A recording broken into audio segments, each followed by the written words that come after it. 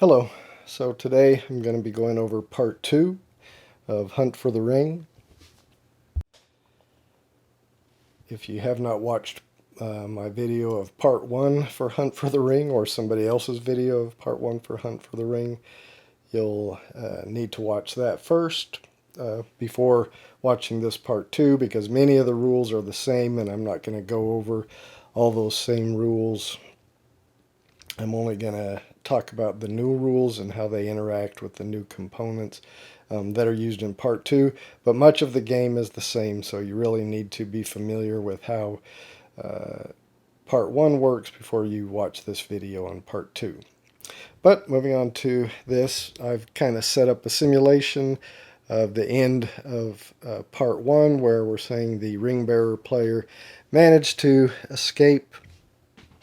Looking on their journey log, they managed to get to exit location B of Bree with only having taken 6 corruption. So now we would move on to part 2. So I'm going to go on with setup directly into part 2. As I mentioned in my part 1 video, there is a section in the rulebook where they tell how you can store. If you're not going to play part 2 immediately, there's a little envelope where you can store the necessary components for the end of the part 1 that you can then take out later and set up part 2 if you're going to play it at a future date. But I'm going to just talk about going straight from playing part 1 to part 2 and everything that we'll need to do. First thing you'll do is remove all the components from the board, any allied tokens, track tokens, figures, remove them all from the part 1 side of the board. Remember where the corruption marker was on the corruption track when you remove that. And then you'll flip the board over to this side where you'll see these blue locations with Bree over here. This track will be orange instead of green like it was on the other side. You place the corruption marker back where it was. We were on 6 corruption, so we'll place that back there. You go ahead and place the turn marker back on the first turn of the day. You'll remove any of these information tokens and the ring bearer starting location token. Take out the journey log. You'll flip over the ring bearer screen so that the part 2 board is vertically in front of you. You'll flip over the sheet,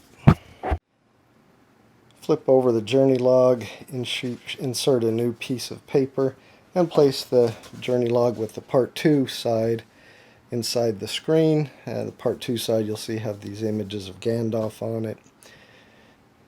Once that's done, if you had any flipped company cards, like we have flipped Samwise Gamgee here, that's just removed from the game and goes back in the box. You will not be using it in part 2. Any company cards that were not flipped, you will keep. Now, if you had Frodo flipped at the end of part 1, you'll keep his card, but it will remain flipped. You'll keep his card to put fellowship tokens on, but you don't get to flip it back over. Any other company cards that were flipped do just go back in the box and will not be used in part 2. You'll then add the Strider company card and the Meriadoc company card, unless you had gotten Meriadoc in part 1, which there is a possibility you can do that from an ally card. If you had gotten Meriadoc in part 1 and he was flipped, then he would still be discarded with the other flipped cards. Otherwise, if you hadn't got him, or if you had got him and he was not flipped, then you'll get him and he'll remain in the company at the beginning of part 2. The ring bearer player will get the Gandalf reference card and the Gandalf figure. Just place that nearby. If Frodo had any fellowship tokens on his card at the end of part 1, he would keep those. Any other fellowship tokens that were not on a card and had not been removed from the game for some reason would be placed here in the fellowship pool. any corruption tiles that are discarded are removed from, just placed back in the box. They're not put back into the corruption pool or hunt pool.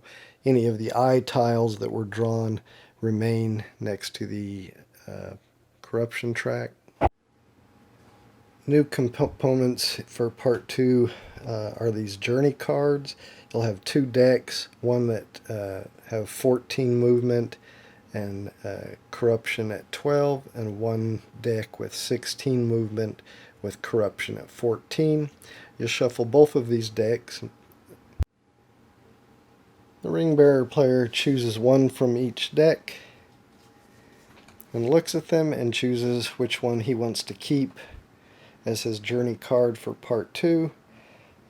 Again, this one, the one with 14, has a shorter amount of steps that the ring bearer player will take, but he loses the game at 12 corruption possibly, where this one has a longer journey of 16 steps, but allows him 2 more corruption before losing the game. So the ring bearer player will choose one, look at it, choose one to keep. Let's say in this case he wants to keep the longer journey. He'll place that face up on this side of the board. Now he does this secretly so that the ring wraith player doesn't know which card he chose or from which deck. Then he will take the deck, if he chose the longer journey card, he will take the corresponding deck and just place that nearby, returning the other card back to its deck, and returning this deck to the box. So whichever one he takes, the shorter or the longer journey card, places it on his space on his journey log, takes the corresponding deck and places it nearby, places the other deck back in the box, without the ring wraith player knowing which type of journey cards he decided to keep, the shorter or the longer. Another new component for part 2 is the part 2 ally deck. You'll see it's got a yellowy, orangey yellowy back compared to the part 1 ally deck. You'll shuffle that deck, and then you will remember the number of ally cards that you had left over from the end of part 1 from the part 1 ally deck, and you'll draw that same number of cards from the part 2 ally deck. So in this case I had 2 left in my hand from the part 1, so I'll draw 2 part 2 ally cards into my hand, and then leave the part 2 ally deck for part 2. All the part 1 ally cards are then returned to the box. So just to restate, you'll shuffle your part 2 ally deck, draw from that deck equal number of cards that you had in your hand from the part 1 ally deck at the end of part 1. Once you've drawn that number of cards, you'll discard your part 1 ally cards and take all the part ally cards, draw deck, discarded cards, and put them back in the deck. So all you have are back in the box. So all you have now is part 2 ally cards. You'll place the Frodo figure on the 0 space of the movement track. Another new component for part 2 are these Gandalf deed tokens. You'll see they have location numbers on the back side, or on the front side, and pictures of Gandalf on the back side. You'll shuffle those up and randomly draw 4 of them.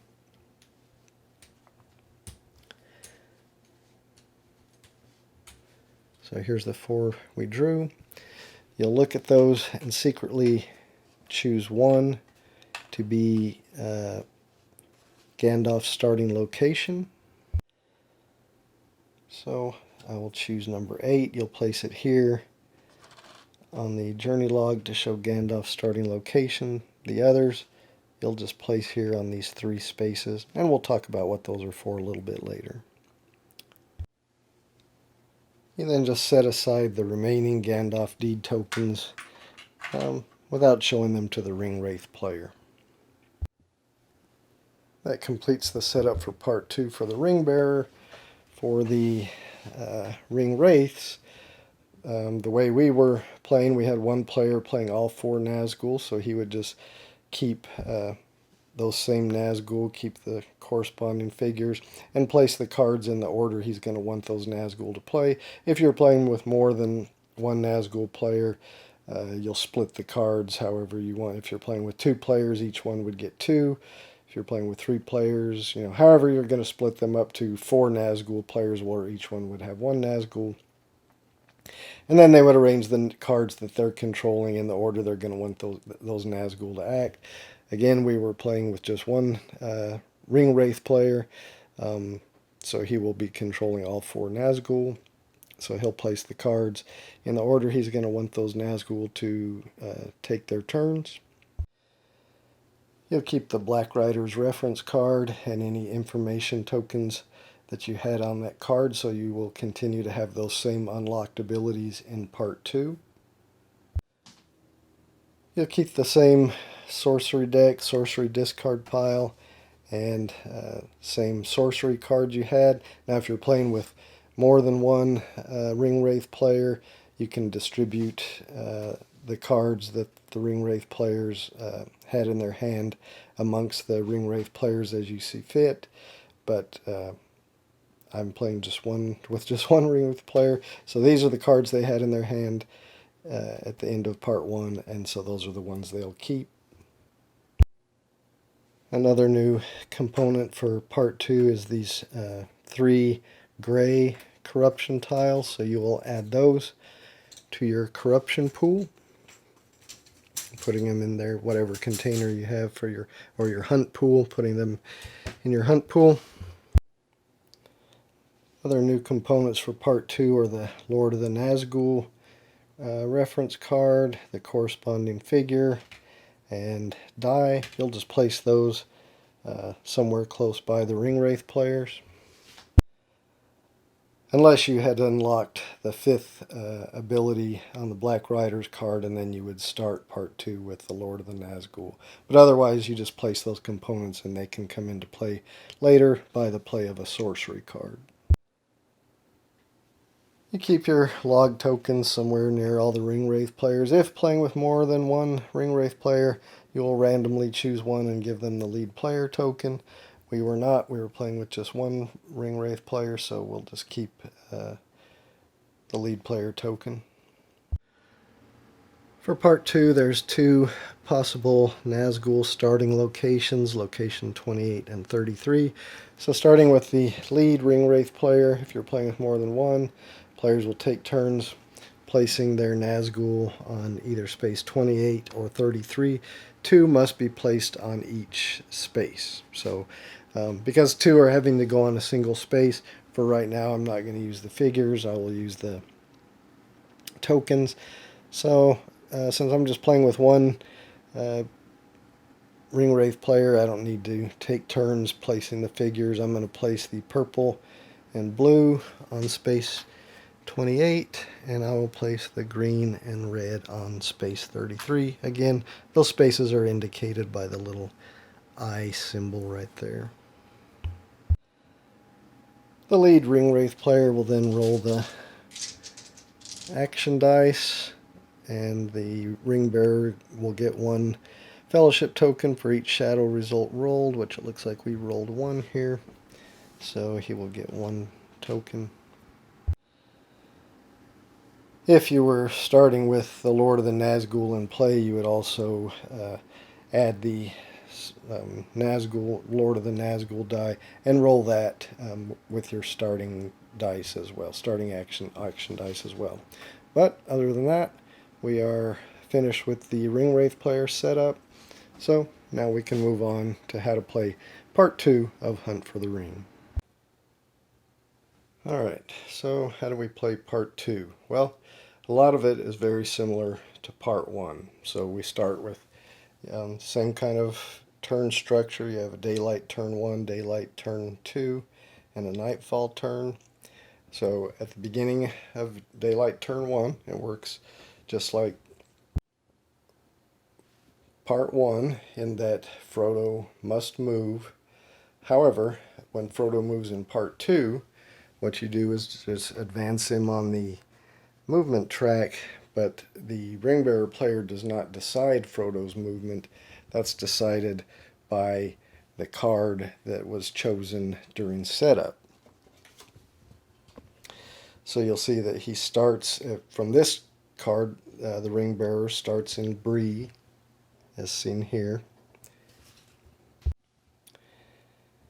And then when they moved once, they will be in location 4. So they moved from Bree to location 4.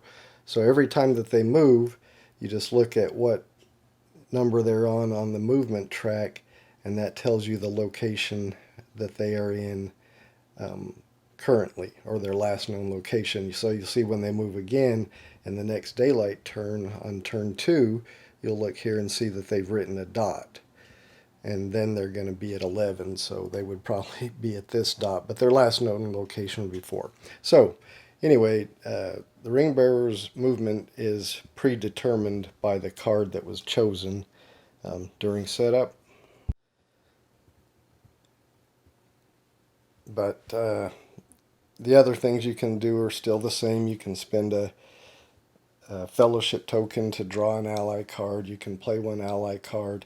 But then also, the new part of part 2 is that Gandalf will move. So similar to how we had a starting location for the ring bearer in part 1, and then their movement is written on the journey log, that's the same thing that you're going to do for Gandalf. So we chose that he would start in location 8. So that's right here in the Weather Hills. And then you will move Gandalf. Now, Gandalf moves every turn, even at the nightfall turn, so he doesn't have any issue with moving on a nightfall turn like the ring bearer, like Frodo does. You remember in part 1, if he moves on a nightfall turn, he receives a corruption, and then the Nazgul get a free hunt instead of a free search. Well, that still takes place in part 2, but moving at nightfall does not have any consequences for Gandalf. The difference when you're moving Gandalf is he does not move on dots. He moves directly from one location to a connected location. So starting in location 8, you can choose his next location to be either 7 because that's connected, location 19 because that's connected, either location 17 or location 20 because that's connected. Those look like those are the only possible connected locations. So you would write one of those for his movement in the first spot on the journey log there. So what are the purposes of moving Gandalf? Well, one thing, during setup we place these Gandalf deed tokens on the board, which correspond to locations on the map. If Gandalf moves to one of the locations that correspond to one of the deed locations, for instance, if he moved to location 32, then the ring bearer player can reveal that token and place it on the corruption track, somewhere near the corruption track, and that adds 1 to the total number of corruption that the ring bearer can take before he loses the game. So, according to this card, he can have 14 corruption. If he reaches 14 corruption, then he loses the game.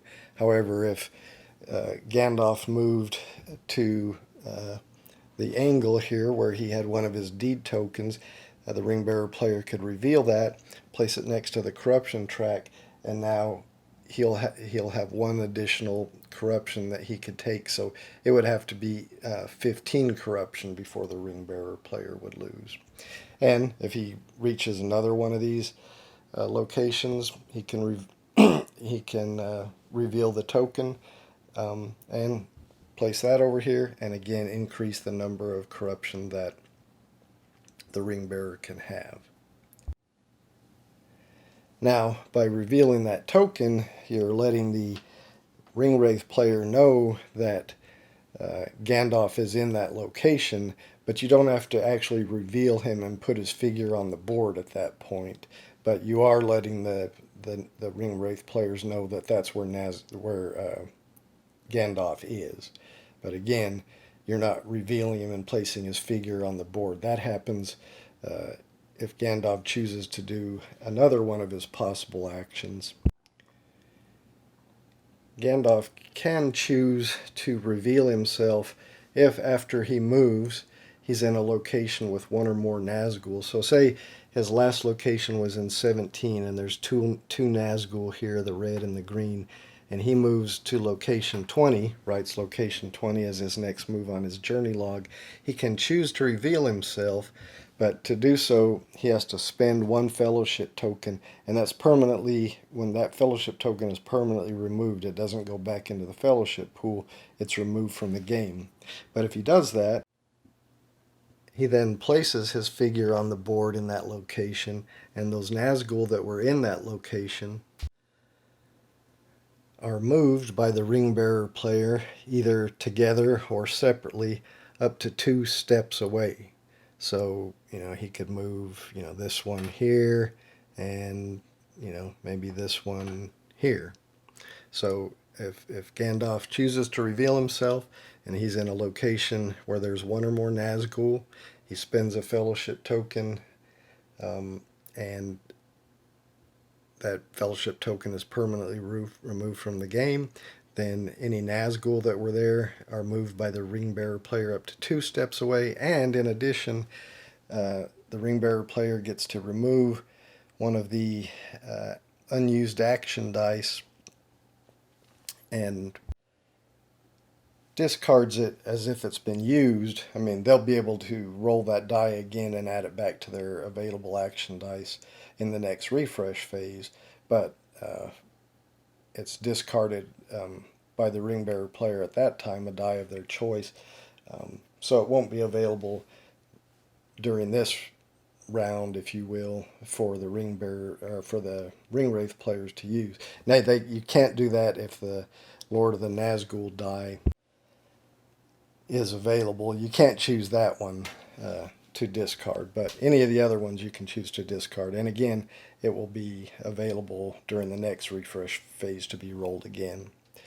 Plus, one of the other benefits is that the Ringwraith players on their turn cannot move into or through the location that Gandalf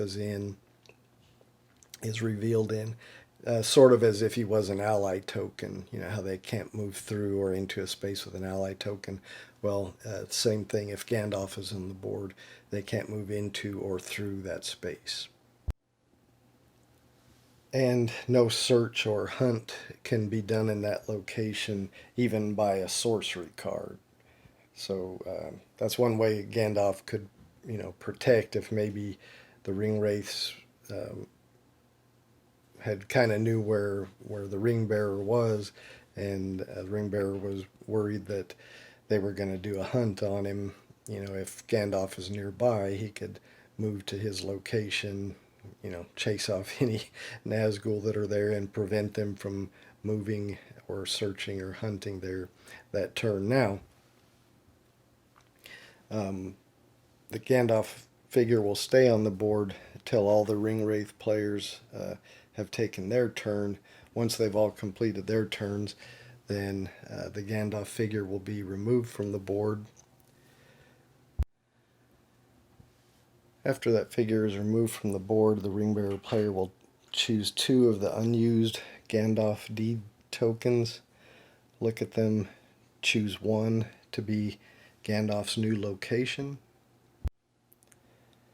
So if Gandalf had been at space 20 when he revealed himself, the ring bearer player, when Gandalf hides again after the Ringwraith players have finished taking their turn, drew 2 tokens, he would choose 1 of these to be Gandalf's new location, and then he would write that in the journey log in the next place on the journey log. So say if he chose 13, he would write 13 in the next available space on the journey log. That would be where Gandalf will be for the next turn. The one that's chosen is just discarded out of the game. The one that wasn't chosen is then placed back in with the available tokens that have yet to been drawn.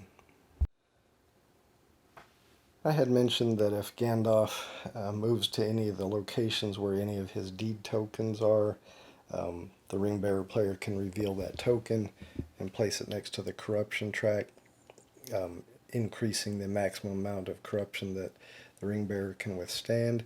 There is one other way that that corruption can be increased. If Gandalf reaches any of the exit locations, which is all Rivendell, either A, B, or C, if Gandalf ever reaches one of those exit locations, the ring bearer player can reveal that Gandalf is there, place his figure in that location, and that also increases the maximum amount of corruption that the ring bearer player can withstand. However, once Gandalf is revealed in one of those locations, then he is out of the game at that point and not used anymore. That pretty much covers the changes for part 2 for the ring bearer player. There is a difference in how he escapes after a Nazgul encounter, and we'll talk about that as we talk about the Ringwraith's turn, which is very similar to how it worked in part 1, with a few minor differences that involve Gandalf and the Lord of the Nazgul. So just like in part 1, the Ringwraith players will take actions with their, or take turns with their Nazgul, and each Nazgul can move and take an action, or take an action and then move, and the action can be won with their dice, or their free action, which is a search, or one of the actions on the Black Rider card. So one of the actions, you'll remember from part 1, is a perception, where a Nazgul can spend a ring die to do a perception in the same section that they're in, or in the same area that they're in.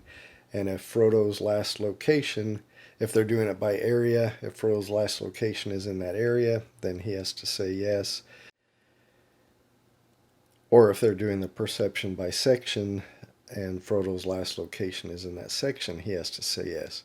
Now in part 2, the difference is when the Ringwraith players are doing a perception, either in an area or in a section, if either Frodo or Gandalf is in that area or section, depending on which one they're doing, then the ring bearer player still just has to say yes. So they don't have to specify which person is detected by the perception.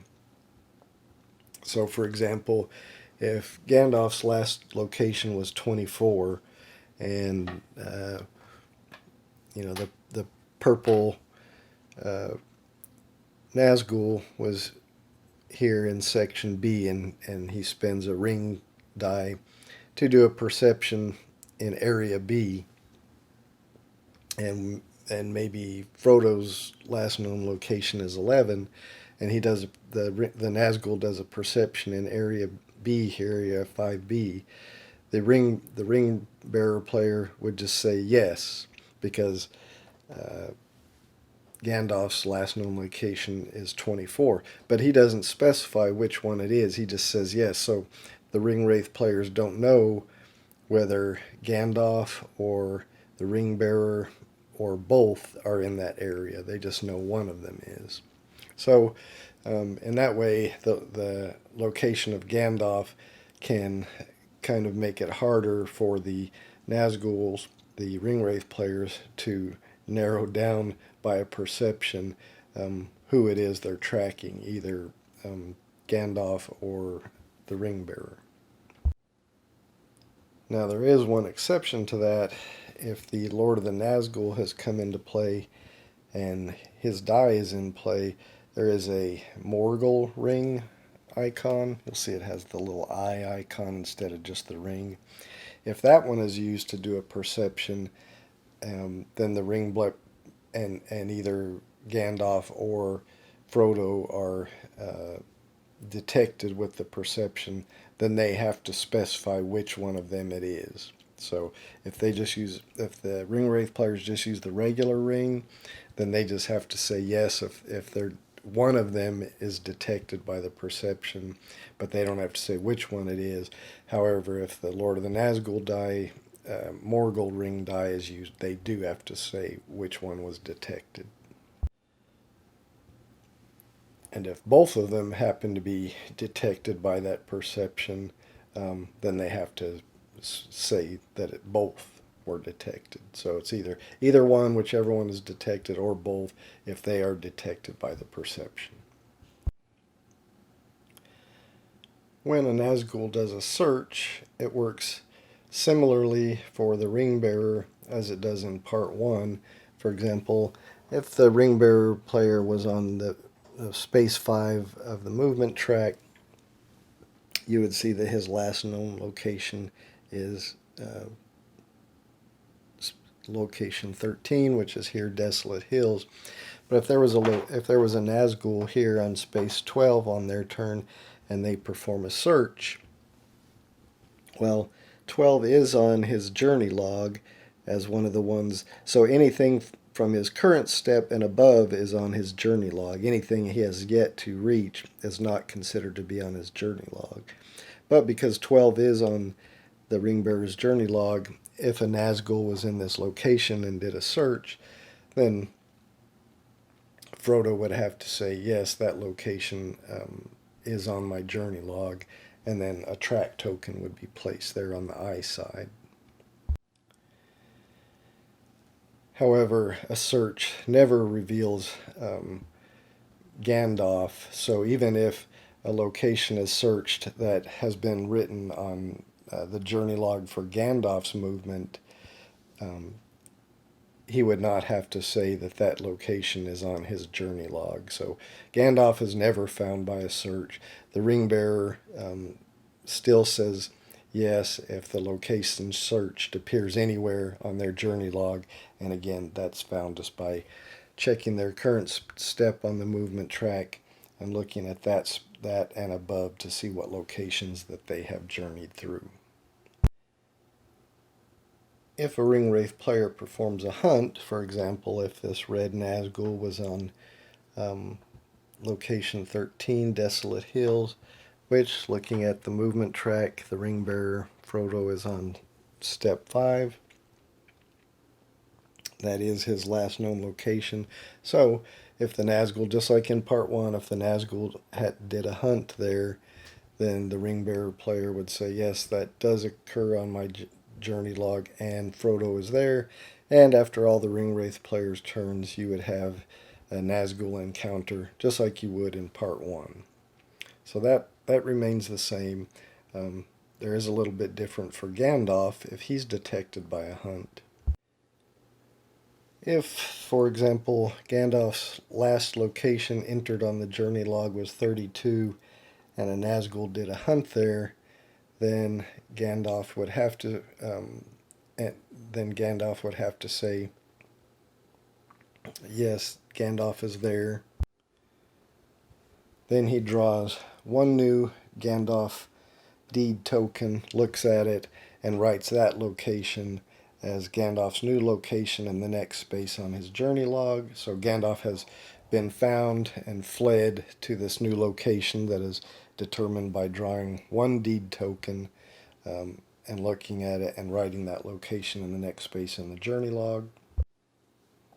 And then that Gandalf deed token is just discarded.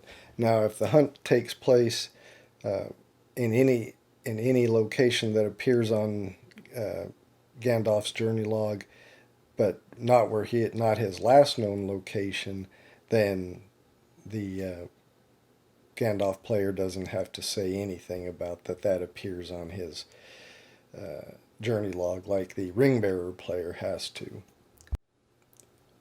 Remember, for the ring bearer, if the hunt takes place in a location that is on his journey log, um, even if it's not his last known location, if it's on his journey log, then he has to say, yes, that location does appear on my journey log, and then a track token on the sword side is placed there. And if it is in his last known location, then he has to say, and Frodo was there. So the difference with Gandalf is he only has to say yes if that's his last known location, and then he performs the flee action that I just talked about. So those are really the only differences with most of the actions that the Nazgul will take. Now there are some differences if the Lord of the Nazgul comes into play, and he'll come into play by the play of a card. There are several cards in the sorcery deck that can bring the Lord of the Nazgul into play. They are these Captain of the Nine cards, and you'll see it says, if in part 2, replace the active Nazgul with the Lord of the Nazgul. So if on a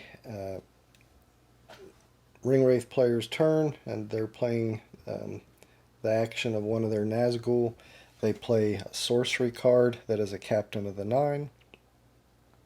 Then they would take the Lord of the Nazgul figure and replace their figure with the Lord of the Nazgul. They just put their old Nazgul figure back in their play area, and then the Lord of the Nazgul die will go into the pool of dice that will be rolled during the next refresh phase.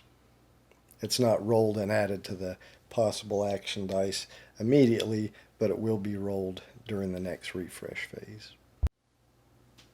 And the Nazgul that's replaced with the Lord of the Nazgul will just take the Lord of the Nazgul card and cover his current Nazgul card with it. And it just shows what the other possible results that are on the Lord of the Nazgul die are that are different from the regular Nazgul action dice. So when a player is using the Lord of the Nazgul, he still moves and takes an action just like a regular Nazgul figure. However, instead of a free search, he gets to do a free hunt in a location. So that's one bonus. Of course, if not doing the free hunt, he can spend an action die, any of the available action die, just like any of the other Nazgul. If the Lord of the Nazgul is involved in a Nazgul encounter, so for example, if Frodo was successfully hunted in location 32, and the Lord of the Nazgul is there, and this other Nazgul is there, you'll remember in a Nazgul encounter, when we went over this in part 1, that each Nazgul that's involved either on the location or adjacent to the location adds one corruption tile that's drawn from the hunt pool. Well, if the Lord of the Nazgul is involved, he causes 2 corruption tiles to be drawn just by himself. So in this case, if the ring bearer was involved in a Nazgul encounter and these 2 were involved, even though there's only 2 because one of them are the Lord of the Nazgul, 3 tiles would be drawn from the hunt pool instead of just 2 as normal if 2 Nazgul were involved. So the Lord of the Nazgul causes 2 hunt tiles, 2 corruption tiles to be drawn, while the other Nazguls just cause 1 to be drawn. But if the Lord of the Nazgul is involved in a Nazgul encounter, at the end of that Nazgul encounter, he is then replaced with the Nazgul that he replaced previously, and he is no longer in play. If the Lord of the Nazgul leaves play, then his die, his Lord of the Nazgul die, will also leave play at the end of the current day. So let's talk about that Lord of the Nazgul die. It has several of the same symbols that are on the regular action die, the hunt, the perception, the sorcery. It does have its own Morgul shadow result. You know, the other shadow results have the kind of the free people symbol there, while this one has the eye. So if this is rolled, normally if this symbol, this shadow die result is rolled, the ring bearer gets to take a fellowship token from the fellowship pool. However, if the shadow Morgul shadow result is rolled, the ring bearer does not get to take a fellowship token from the fellowship pool, and then it can be used as a wild, just like the regular shadow result can. But it can only be used as a wild for a hunt, sorcery, or ring result. You can't use it for any of the other special results on the Lord of the Nazgul die. So the other special results are this one, which allows you, if you play that, if that's a result and you play that, you get to move all that Nazgul one step, starting with the Nazgul that plays it. We already talked about the Morgul ring. If you use that in a perception, then and it locates either Frodo or Gandalf, then they have to specify which one's located, where if they use a regular perception, they don't have to specify which one is located. And I think that covers it. And then we talked about the Morgul result, which can be used as a regular ring, sword, or sorcery result. So that's the differences with the Lord of the Ring die, or the Lord of the Nazgul die. So that pretty much covers the differences for the Ringwraith players. Now the only difference we haven't talked about is when there is a Nazgul encounter, you resolve it just the same as we talked about, where any Nazgul involved in the encounter, just like in part 1, will cause the ring bearer to draw a corruption tile from the hunt pool. Again, the Lord of the Nazgul causes him to draw two. After all that's done and resolved, and you're doing where Frodo escapes after the Nazgul encounter, is where there's a little bit of a difference from part 1. So Frodo has two choices after a Nazgul encounter. When doing the escape, he can choose to just stay in the location he's at and leave his the movement marker where he's at, not advance it, and so he's just staying where he's at, which is usually not a good choice unless your next move is going to take you to victory, because otherwise the Nazgul know exactly where you are. So the other choice is what they call changing course. If the ring bearer decides to change course, the first thing you'll do is remove any track tokens that were placed on the board in any locations. You'll move the Frodo figure back one step on the movement track. The ring bearer player then discards the journey log card that they had and draws a new one to replace it. Now if they have Strider, you'll see he has, if you change course after a Nazgul encounter, you draw 2 new journey cards from the same deck instead of 1. Keep one and discard the other. So if you still have Strider, he hasn't been flipped, you can draw 2, choose one to keep, and replace your old journey card with the new journey card. If Strider's been flipped and you don't have that ability anymore, then you just draw 1, and that is your new journey card. So you'll replace the old one with the new one. Frodo's location is then determined by looking where he is on the movement track, so in this case step 4, and then you just look for step 4 here. Frodo would now be in the South Downs, location 22. Alright, the rest of the game, it all plays pretty much the same. If Frodo does manage to make it to the end of his journey card without reaching the maximum corruption, which if playing with this journey card is 14, and of course that could be made greater if Gandalf had revealed some of his Gandalf deed tokens or made it to Rivendell, and then that would increase the amount of corruption that Frodo could take. But if he does make it to one of these exit locations before that happens, then the Ring Bearer player wins. If Frodo reaches the maximum amount of corruption that he can withstand before reaching one of the exit locations, then the Ring Wraith players win. So I'm going to set this back up just as it was at the start of part 2, and we'll go through a few example turns of part 2 of Hunt for the Ring. Alright, so it's the beginning of the first day. Because of Frodo's ability at the start of each day, take 1 fellowship token if you have fewer than 2. He does have fewer than 2, so he can take another one. Alright, so it's the Ring Bearer's turn. So they have to move 1 on the movement track, which they started in Bree, which would put them on step 1. They're in location 4, so we know that that's their last known location. We got a couple of ally tokens, or ally cards here. I think we'll play this one, Glorfindel. Place 1 ally token in the last bridge. That's on location 27.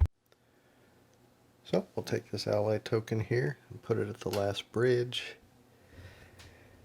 And then we can move any ally tokens in place. So we could move that one if we wanted to.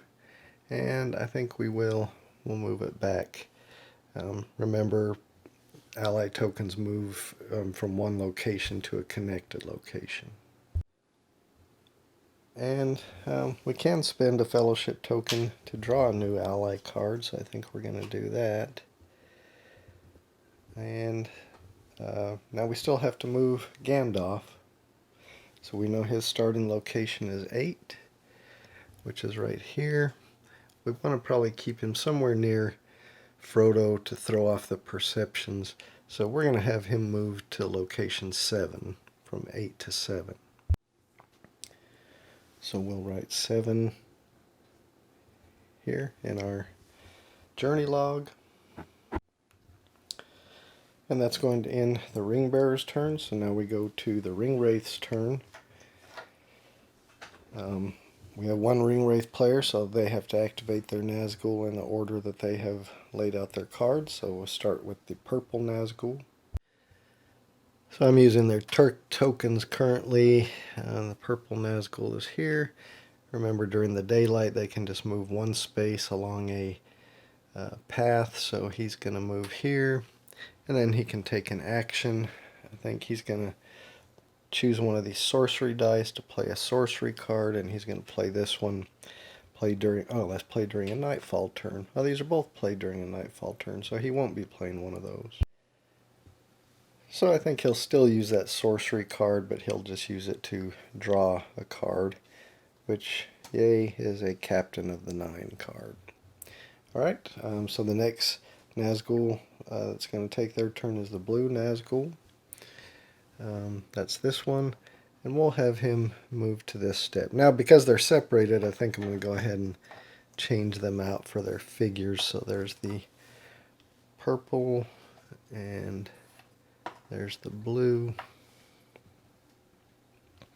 And now he can take an action, and we'll have him spend a sorcery action die to play the Captain of the Nine card. So we'll replace his Nazgul, this is the blue one, with the Lord of the Nazgul. So we'll replace the blue with the Lord of the Nazgul, and then we'll place this die here so it'll get rolled in with the rest of the die during the next refresh step. Right, it's the green Nazgul turn. So he's up here in this starting location, so he can move 1 step. He's going to move here. We'll go ahead and replace him with his figure now. And he's not going to take an action. We don't want to waste too many of those dies on the very first turn. So finally, it's the red Nazgul's turn. We'll go ahead and replace him, his token, and he will move to this dot right here, and he's not going to spend a die at this point either. So that's going to end the Nazgul players, or the Ringwraith player's turn. We'll now advance the marker to daylight turn 2. Alright, so we'll advance Frodo on the movement track, so he's now at step 2, which is a dot after 4. So his last known location is still 4. We could play a card if we want to. Play during a daylight turn. Discard 1 Ringwraith action die showing a ring symbol. I think we'll do that. So we'll play that card. So we get to discard this ring symbol die. And we could spend that. I don't think we're going to spend that. I don't think so. Well, we might as well, because we don't have another card that allows us to spend it. So I think we'll spend this to draw another ally card. And now we have to move Gandalf.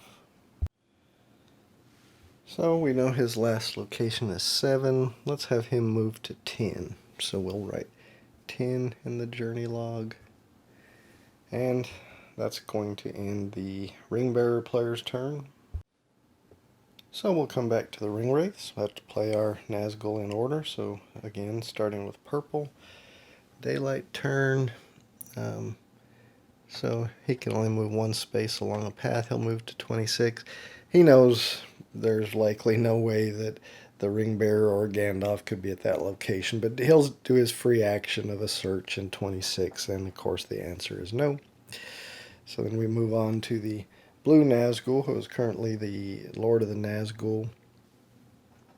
He'll move to this adjacent location of 31, and again, they're pretty sure that there's no way Frodo or Gandalf could be there, but he'll use his free action. His free action is a hunt, so he'll hunt in 31. Ringbearer player says no, there's nobody there, they're not on the journey log. The green Nazgul will now take their turn. They're here, so they're going to move to location 20. And they will play this hunt die to remove an adjacent ally, so they'll remove this ally token. And finally we come to the red Nazgul player's turn. He will move 1 space to this dark location. And he's just going to spend this die as if it was a sorcery die to draw a new card. Alright, that is going to end the Ringwraith player's turns. So now we move the marker to the Nightfall turn. We flip it over if Frodo decides he's going to move at night. So now we decide, the Ringbearer player decides if they want to move at night. Remember, if they do have to gain a corruption, and all the Ringwraiths' free searches would be free hunts. He's going to do it. He's going to move. So we'll flip that over to the eye side. He advances to this 3 space. So we look on his card, and he is in location 12 currently.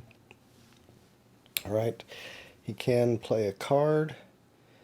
He'll go ahead and play this one.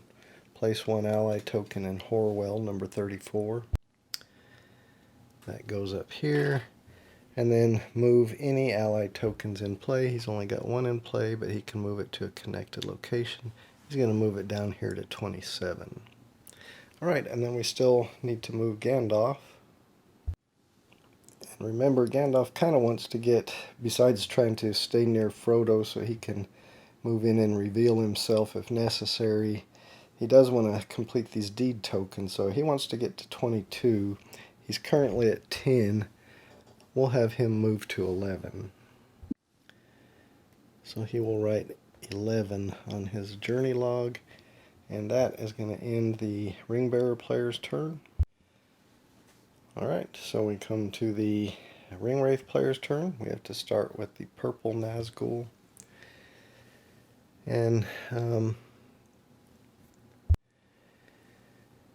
it's nightfall, so they can move up to 2 spaces along the path. So we'll have, he's just going to move 1 space to this location.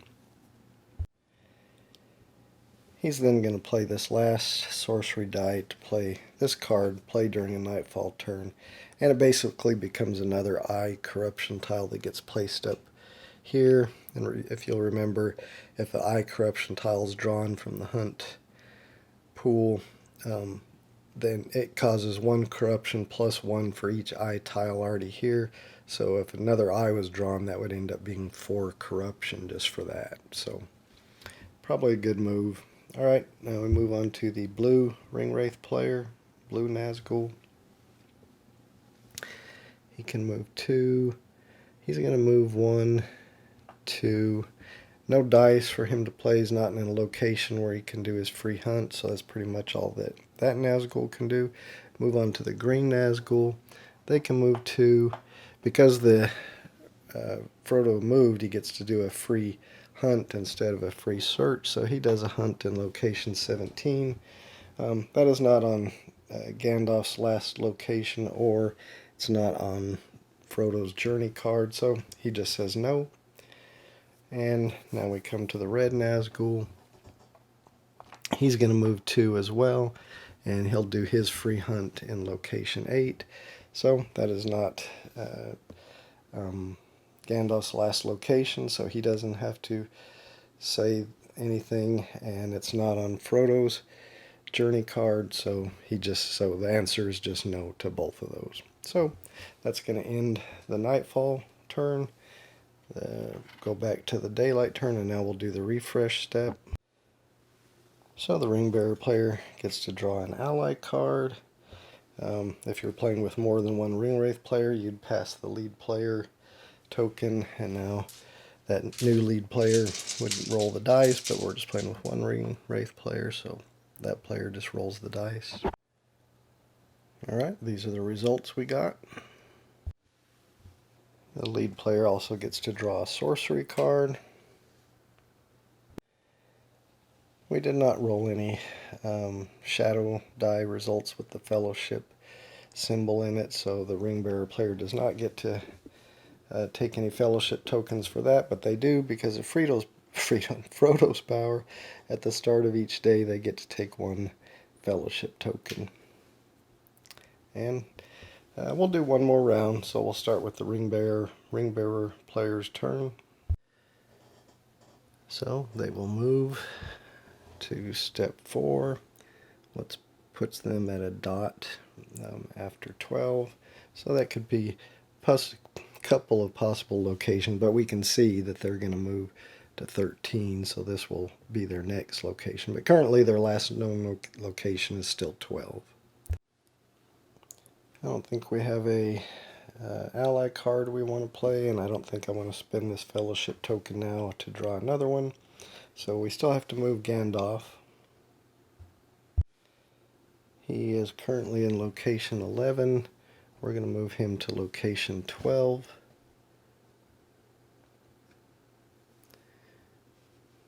Which also happens to be Frodo's last known location. Alright, so Ringwraith player's turn, starting with the purple Ringwraith.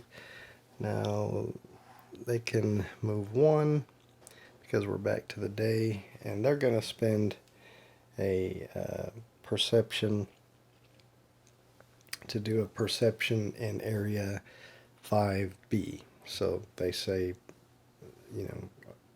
does area 5B appear, or is your last known location in area 5B?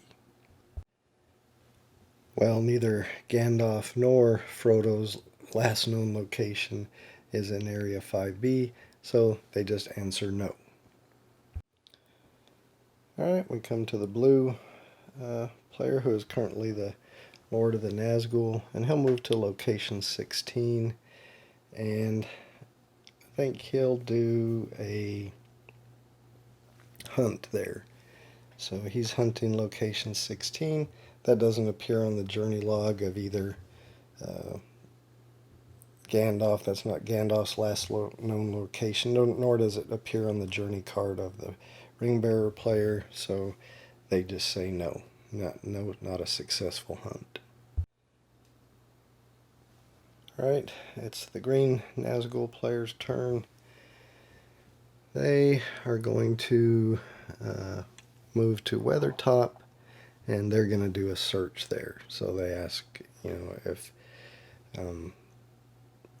that's the last, if that location appears anywhere on the ring bearer's journey log, or if, well, they can't search for Gandalf, so just if that appears anywhere on the ring bearer's journey log, it does not, so they just say no. And finally we come to the red Nazgul. So he'll move here, and then he's going to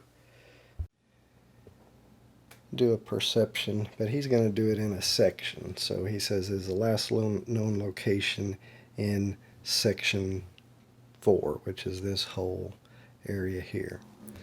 Well, that happens to be the last known location of both the ring bearer and Frodo, so they just say yes, but they don't have to specify which one it is. So they don't know whether that's Gandalf's last known location or the ring bearer or both. So they'll put a log token in there just saying, could be the ring bearer's last known location is still in section 4 there. Alright, that's going to end daylight turn 1. We'll go to daylight turn 2. Ring bearer's turn again. They'll go ahead and move. So now they're on step 5. So their last known location is now 13. Gandalf's going to move now. His last location is 12. He's going to move to 22. So we'll write that. And then we'll also reveal token 22, one of Gandalf Deed's token.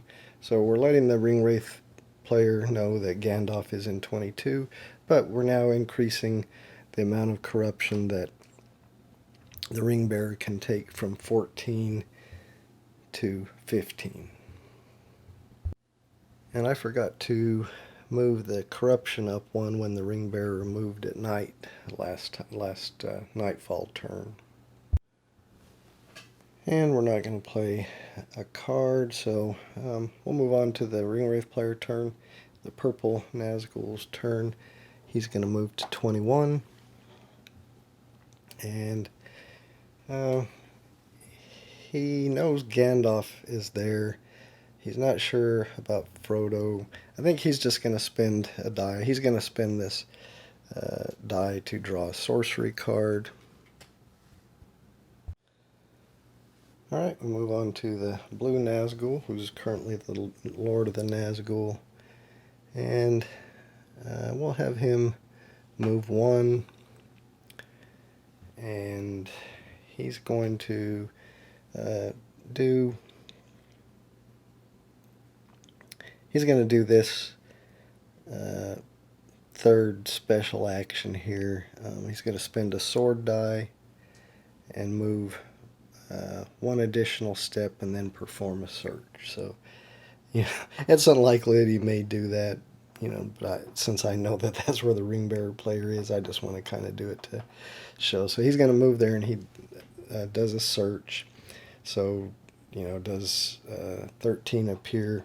Now, because it's a search and not a hunt, he does not have to say that that's where he is, but he does have to say that yes, it appears on his journey log, because it does. He's on step 5. That's actually where he is. So he says yes. So they will put an I token there to show a successful search. Alright, move on to the green Nazgul. He will move 1, and He's not going to bother to perform a search there because since he knows this location is on the ring bearer's journey log, he figures he's down here somewhere, probably right in this general area. So he's not going to bother to search there. He's going to spend a die to get another sorcery card. Now they're at 5. That's the maximum they can have. So finally we come to the red Nazgul. He's going to move down here to 7, and then he's going to spend this sorcery die to play this card. Perform a perception inside the area containing the active Nazgul, so that's the red one, so he's doing that in area 4A. He knows he's not going to be there, but that's part of the card, so is your last location inside 4A? The answer is no. But then he gets to perform a second perception in another area containing a different Nazgul. So he's going to do that in area C. So he says, is your last known location in area C? And the ring bearer player has to answer yes. Now, they don't know necessarily whether that's Gandalf or the ring bearer, but since they know that the ring bearers got this location on their journey log, they figure that might be him. So they're going to go ahead and move their token down here. So they know either Gandalf and Frodo, and probably Frodo's last known location is in area C there. But that's going to end the Ringwraith player's turn. So now we're going to move to the Nightfall turn. So the ring bearer player has to decide whether they want to move at night. They are feeling that the Ringwraiths have a good idea where they are, so they do choose to move at night. So they're going to have to flip this, gain a corruption. They'll go ahead and move, so now they're on step 6, which is going to be a dot, but still their last known location is going to be 13. Brings us to the purple Nazgul. They don't have any more sorcery dice, so they can't play any of their cards, but it is Nightfall, so he can move 2. He's going to move here, and then he'll just perform his free hunt. 22 happens to be not on the ring bearer's card. I was going to say, but that is Gandalf's, but I think we forgot to move Gandalf. The only thing we did was advance the ring bearer on the movement track. We did not play a card or do Gandalf's turn, so I completely forgot that before I moved out to the Ringwraith's turn. So we're going to play this, play during a Nightfall turn if you choose. Oh, we didn't choose to rest, so we can't play that. But we do need to move Gandalf, so we're going to move Gandalf to 15.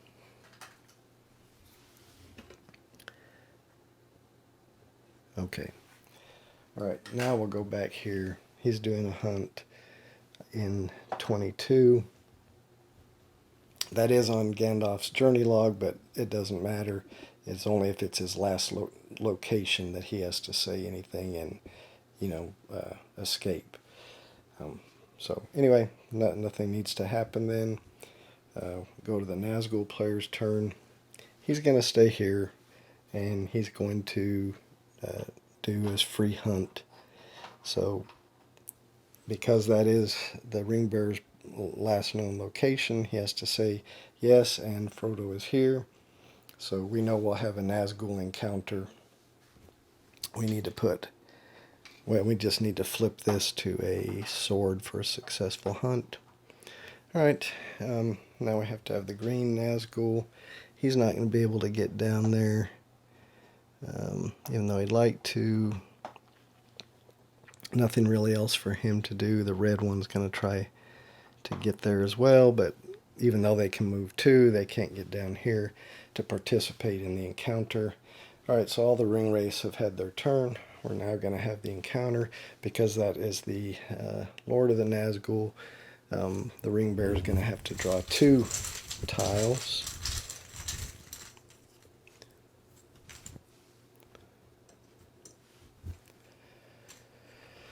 Ooh, one's a 3 that he can't cancel because it's the special tile. He could flip one of his cards to cancel that 1. He's not going to do that. He'll just take them both. So he's got 4. So 1, 2, 3, 4. He's already at 12 corruption. Alright. So now he has to perform his escape. He is going to do what we call changing course. So he'll move back 1 on the track to step 5. And because he has Strider, he gets to draw 2 cards, choose 1. So he's going to look at step 5 and see where he's going to be on both of those. With this one, he'd be at his last known location would be 22, which there's a Nazgul right there, so that's probably not a good one. With this one, his last known location would be 8, which would be up here. That seems pretty safe, so that's the one he's going to choose. That one doesn't go there. It gets discarded along with the one that he currently had. Gets replaced with this one. So he's at a dot after step 8, but his last known location is 8. Alright, so he's performed his escape. Now because the Lord of the Nazgul was involved in a Nazgul encounter, he gets replaced with the regular Nazgul.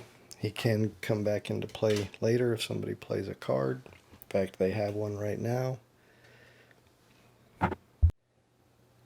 And this die will not get re-rolled with the die at the end of the refresh step, which is coming up now because we just finished the Nazgul's turn.